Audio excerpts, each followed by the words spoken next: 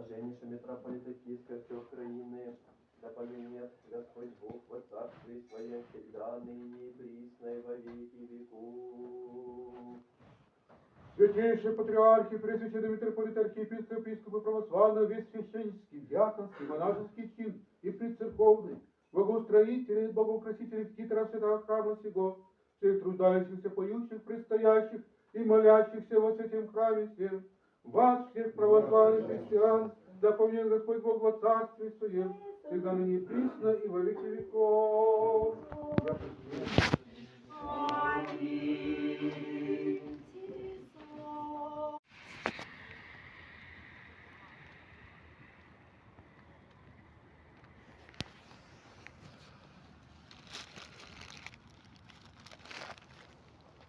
Здравствуйте, братья и сестры, православные христиане планеты Земля.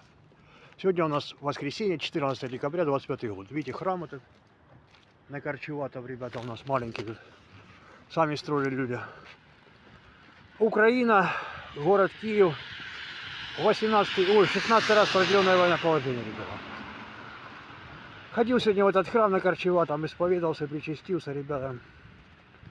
Теперь постараюсь не грешить. Чего я вам желаю, потому что так как вы не носите крест, не ходите в храм, не исповедуетесь, не причащаетесь, грешите. Поэтому все то, что сейчас на Украине и происходит. Поняли? Потому что Украина — это православная страна, вы сами знаете, еще от князя Владимира, еще даже от Андрея Первозванного, который вчера был праздник, Андрея Первозванного, который пришел на Русь, крестил ее, князь Киевский Владимир, потом были казаки, ребята, это наша православная вера. А так как вы не поддержите, то будет продолжаться то, что продолжается. Читайте Апокалипсис, ребят. В последние времена.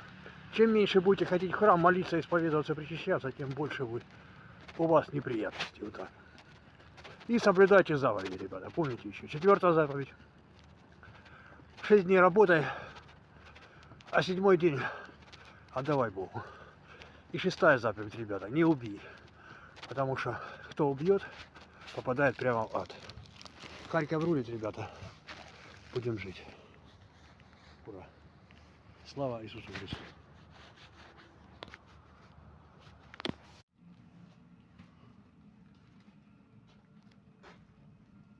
Вот, ребята, моя келья, короче, тут я сплю, видите, короче. Вот ноутбук, короче. Сейчас сам, поняли.